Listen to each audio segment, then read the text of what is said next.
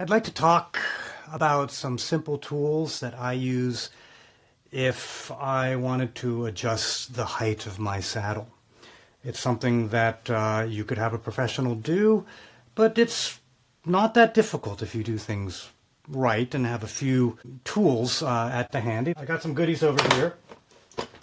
And the first thing that you need is you need a flat surface. And for me, what I use is a piece of glass. And where did I get this? I got this at the local Tap Plastics that also sells some glass, and I just got a square cutoff.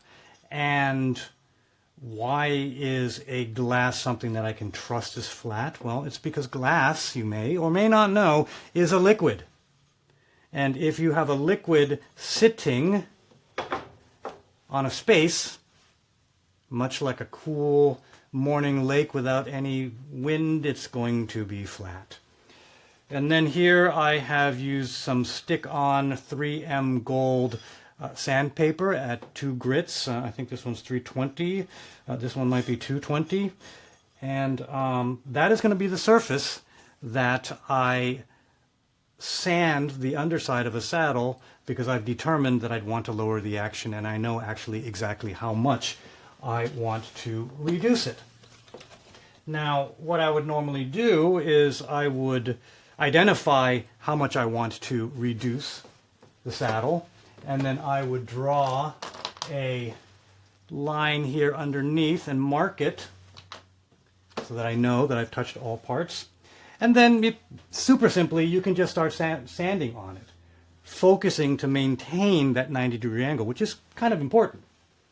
So actually what I also will do is I'll take another block of material that I know has a nice 90-degree edge, and then I'll place it here on my piece of glass, which I know is flat, and then I'll just use this as a guide, pressing my saddle against this wall, holding saddle, and then I'll just start moving, keeping pressure even. And how will I know if I've touched every point? So, well, the place that I marked with a pencil is now all white. And you can kind of see here, I've taken a bit of material here, and well, you need calipers or a ruler to know how much, or you can swap it in and measure the exposure out of the saddle. But it's really a simple thing. You know, you can do it by hand, get a piece of glass. Don't just use a random piece of plywood out there. It needs to be flat. Get a wall that you can rub it on, or trust that you're not going to like wiggle it around while you sand. That's bad, because you want this to be flat, because the saddle slot is flat and you want good energy transfer. So that's why I use a wall here, and you just start sanding there. Boom, boom, boom, boom, boom. And you're going to take a little bit off, a little bit off.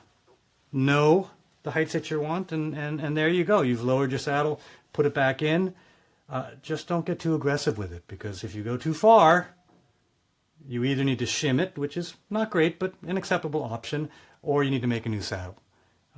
So I hope that is interesting to you, and one of those things that you can do yourself if you are bold.